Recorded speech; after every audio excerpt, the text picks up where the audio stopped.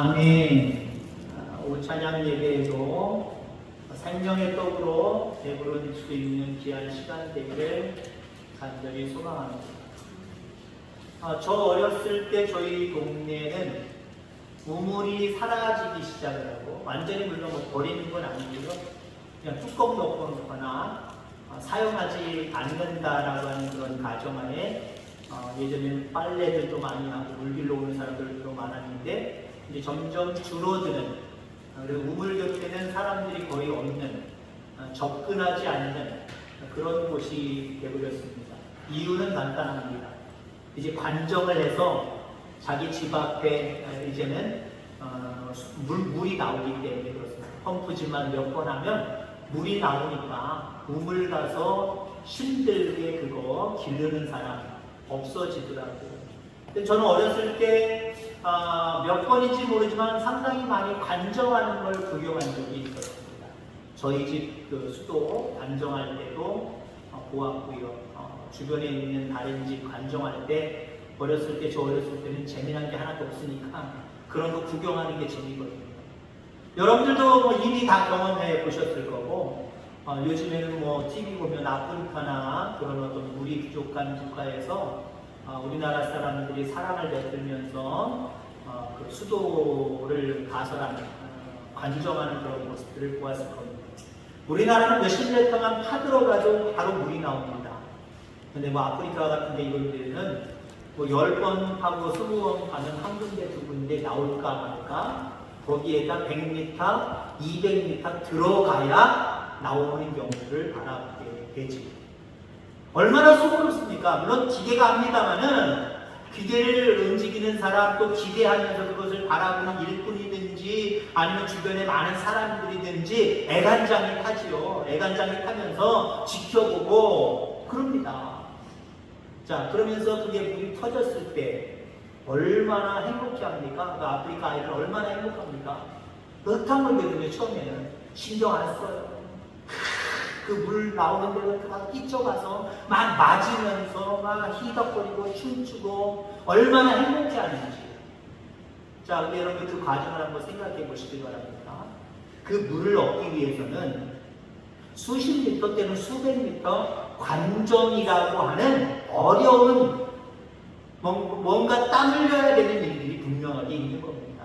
우린 너무 하나님의 은혜를 가볍게 생각하는 경우가 있어요. 그냥 지나가다 보면 흘러나오는, 샘물 터서 흘러나오는, 그리고 나는 조금 고개만 숙여서 그냥 마시기만 하면 되는 것으로 우리가 보통 복이나 은혜를 생각할 때가 있어요. 물론 하나님이 거저주시는 은혜도 있어요. 쉽게 먹을 수 있는 은혜도 있어요.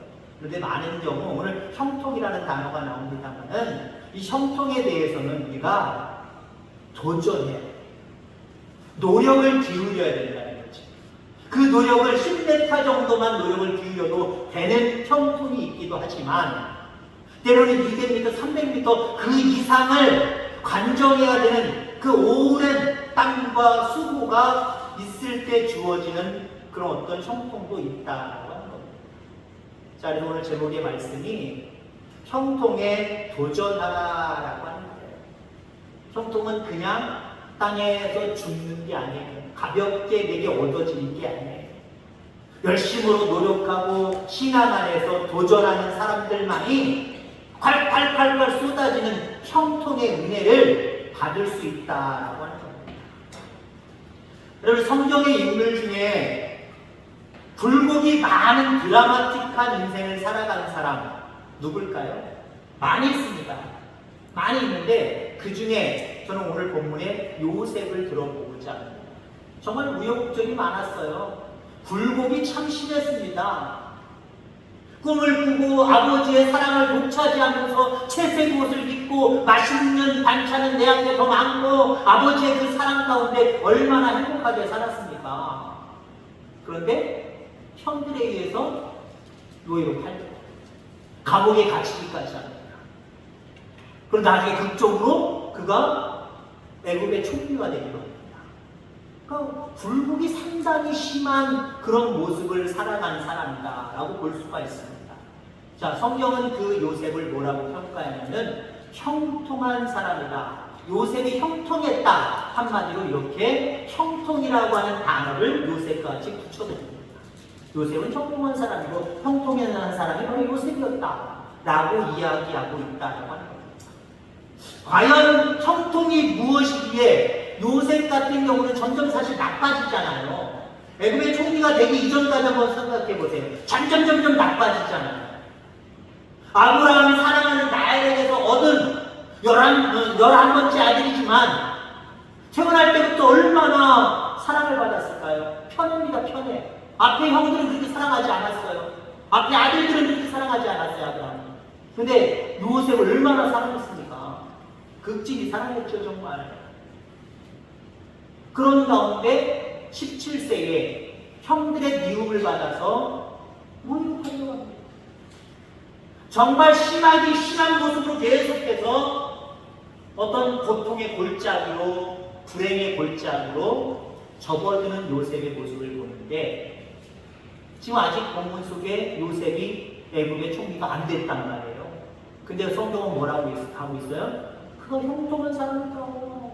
그가 형통한 사람이다. 분명하게 우리에게 말씀해 주고 있다라고 하는 겁니다. 그럼 형통 그러면 무슨 의미로 받아들입니까? 일반적으로 우리가 형통이다 그러면 현재보다 더욱 잘 되어 물질적으로 번영하고 풍성해지는 것. 보통 세상적인 것에 초점과 관점이 다 맞춰져 있죠. 눈에 보이는 것들이 예전보다 지금보다 내일이 나아지는 것. 보통 우리가 형통을 그거라고 생각을 하고요. 여전히 기독교인들 중에 형통을 구하면서 그거 생각하면서 하나님 앞에 구하는 분들이 상당히 많을 줄 압니다. 물론 그것도 구해야지. 그 형통의 은혜도 여러분들 가운데 있기를 주의 이름으로 축원합니다. 오늘 형편보다 내일 형편이 여러분들 나아지기를 주의 이름으로 축원합니다. 근데 성경에서 말하는 진정한 형통은요, 주변의 환경이나 여건, 조건에 관계없이 하나님의 계획이 나의 순종을 통해서 이루어지는 것, 이게 형통이에요. 뭐라고요? 하나님의 계획이 나를 통해서, 순종하는 나를 통해서 이루어지는 것, 그게 형통이에요. 이 형통이 저와 여러분들 가운데 있어지게 되기를 주의 이름으로 축원합니다.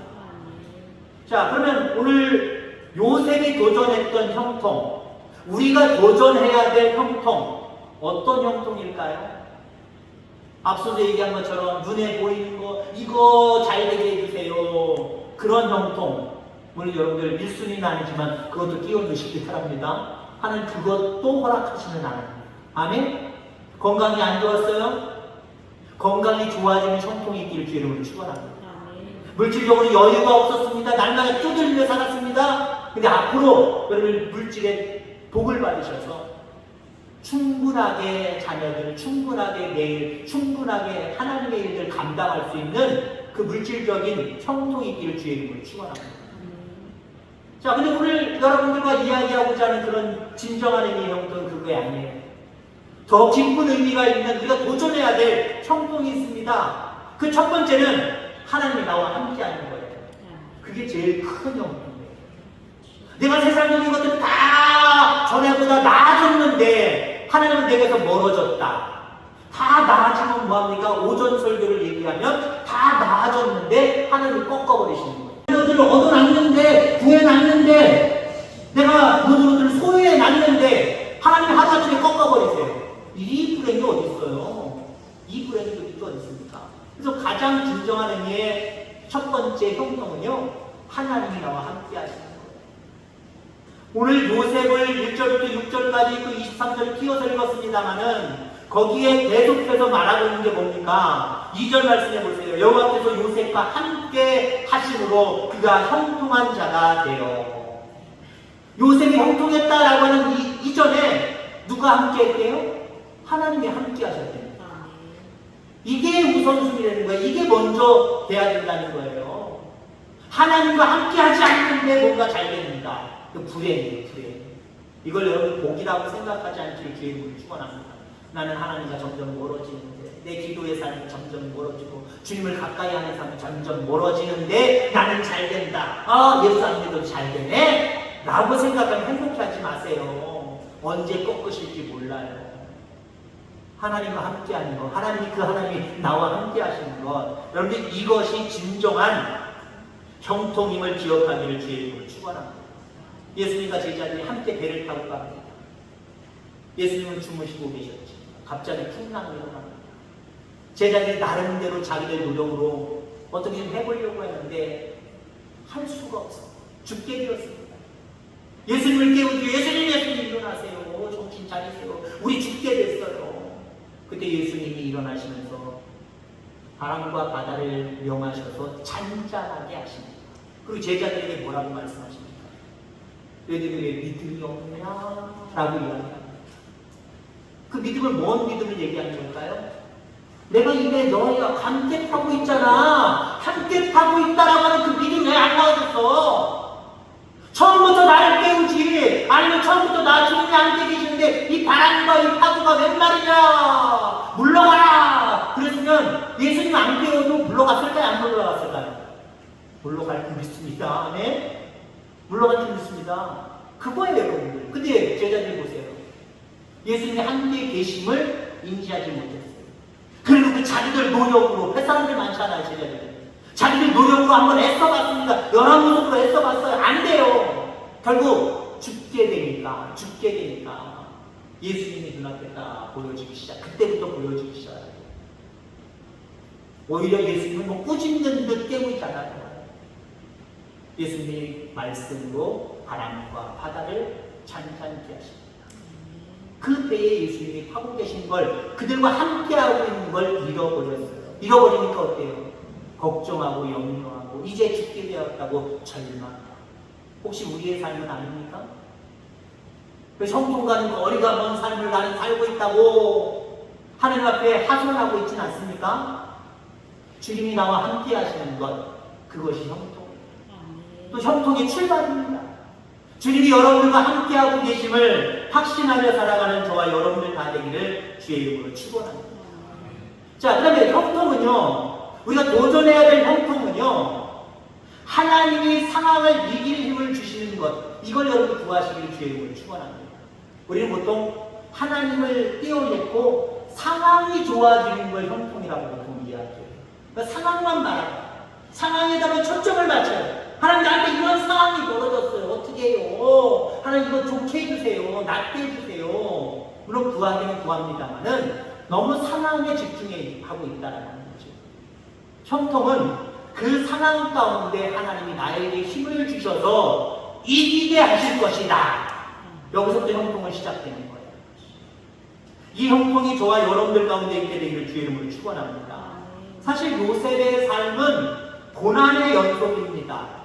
조금 터질만 하면 또 어려워지고 또 조금만 터질만 하면 어려워지고, 이게 바로 요셉의 상황이었다라고 하는 거죠.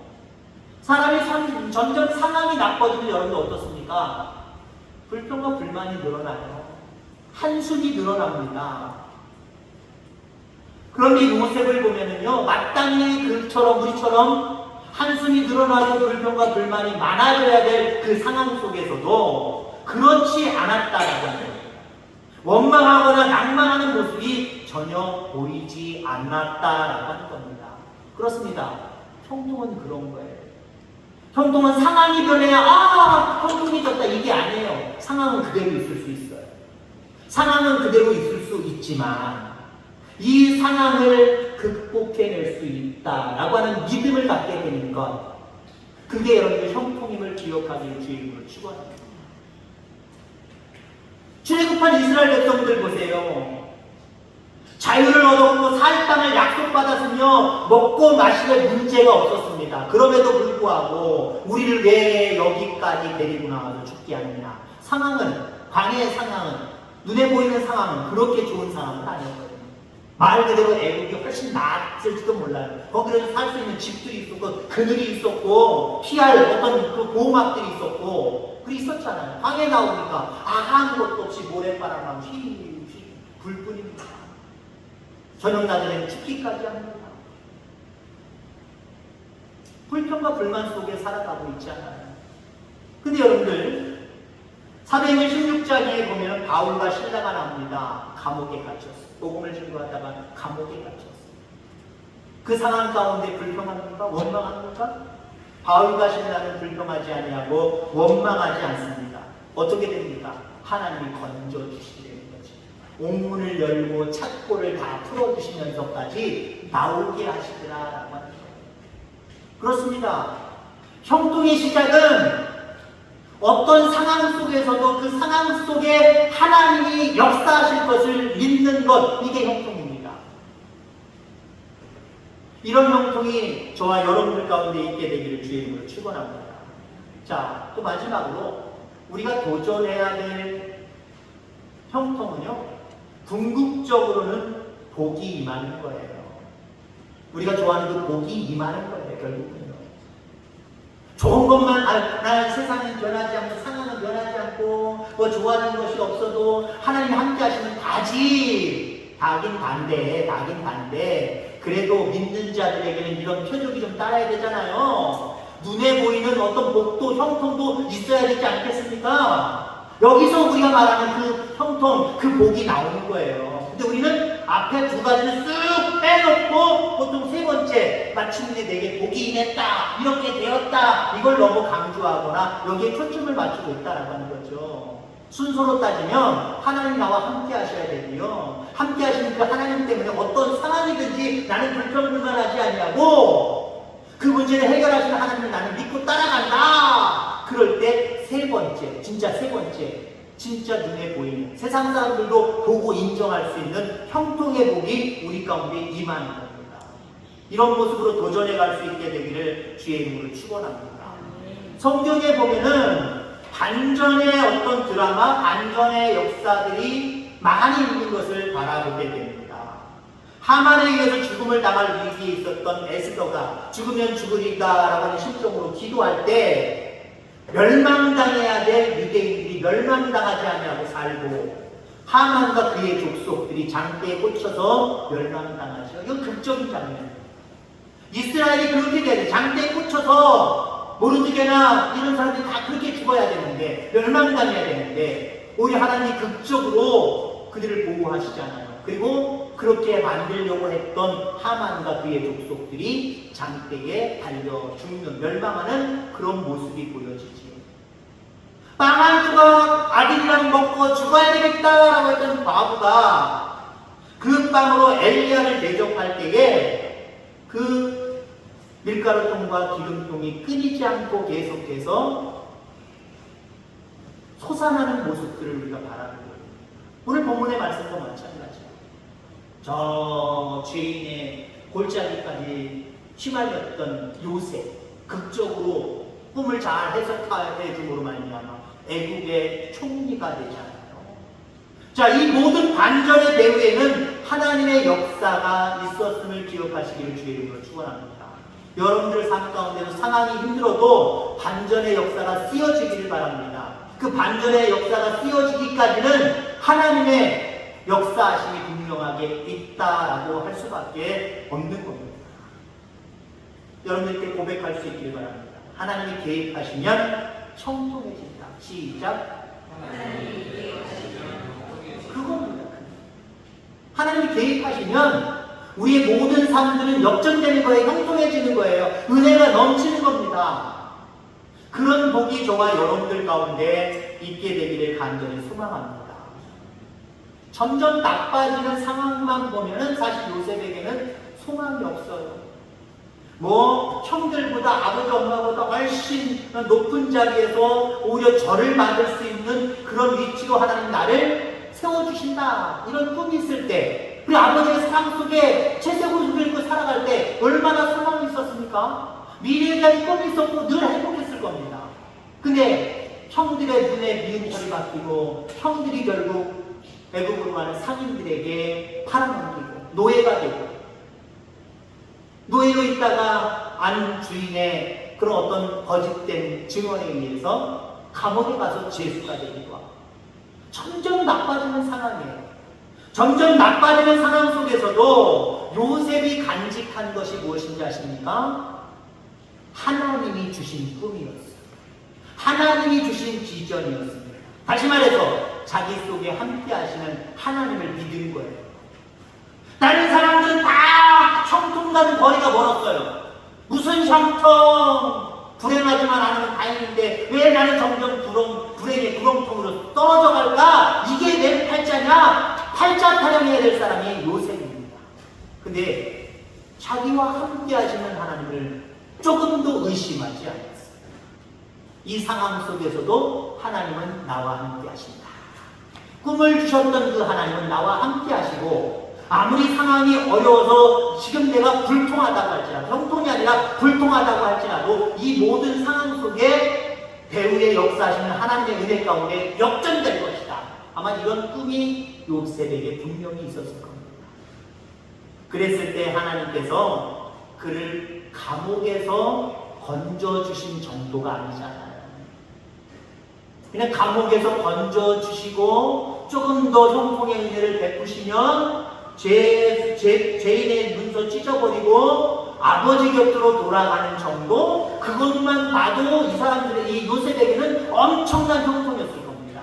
근데 여러분들, 하나님이 우리에게 주신 형통은 내가 생각하고 있는 형통보다 차원이다. 우리는 보통 내가 생각하는 이 정도까지만 정말 내가 누린다고 할지라도 대단히 좋을 텐데 얼마나 선호합니까? 근데 여러분들, 오늘 바른 본문 말씀처럼 오늘 설교한 것처럼 바른 순서에 의해서 하나님 앞에 여러분들 형통을 도전해 보시기 바랍니다. 그랬을 때 하나님 마음에 합격점이 되면 우리가 생각하는 그 정도의 형통이 아니에요. 감옥에서 나오고 다시 복직되고 조금 더 나아가면 부모에게, 어머니, 아버지에게 돌아가는 것, 이 정도 아니잖아요. 애국의 총리가 되잖아요. 이방인이 그 나라에, 다른 나라에 가서 총리가 된다는 게 말이 됩니까? 오늘날처럼 우리 요즘 한참 그 국회에서 하는 거 있잖아요. 장관들 세울 때 그거 대변인이 많으니 이 사람 이래도 안 되고 저래도 안 되고 털어서 먼지 안 나는 사람 오는데 저는 그거 만약에 제가 당사자가 아니라 제 부인이나 아니면 제가 여자여서 남편이나 내가 무슨 장관 된다고 대통령 나를 불러서 제가 하지마 왜 다 털리니까 그럴 것 같아요. 그럼 이방인이 그 당시에 총리가 됩니까? 있을 수 없는 일에 있을 수 없는 위정자들이 한두 명입니까? 반대할 사람이 얼마나 많은데 예수님의 제자들도 나 옆자리 예수님 오른쪽 옆자리에 앉아주세요. 왼쪽 자리에 앉아주세요. 네가 크니 내가 크니 싸웠잖아요. 애굽의 위정자들이 총리가 되려고 하는 사람이 얼마나 많았을까요? 한둘이 아니었을 거고 나름대로 어떤 그 업적들을 가지고 다음엔 나겠지, 내가 1순위겠지 기다리는 사람이 한둘이 아니었을 겁니다. 그런 상황 가운데서 이방인이 감옥에 있다가 그것도 감옥에 있다가 갑작스럽게 총리로 발탁된다라고 하는 것, 이건 하나님이 아니면 꾸밀 수 없는 이야기입니다. 여러분 그렇습니다. 아름다운 이야기가 있네. 구세주의 사랑 이야기. 주님의 사랑은 크고 놀라운 거예요. 우리가 상상할 수 없는 놀라운 것들이 그대로 우리의 현실 가운데 이루어집니다. 그게 하나님의 형통이에요.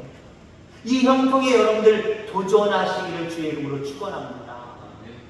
지치지 말고 도전하시길 바랍니다. 관정할 때 보면 안 나올까. 어떤 제가 그 관정하는 거 유튜브로 봤는데 일본 사람, 미국 사람 또 어디서 와서 거기 판다고 한 달까지 노력해 봤답니다. 근데 그 사람들 여긴 안 나오나봐. 거기 주민들 기대만 잔뜩하게 해놓고 몰래 떠나가버리는 거예요.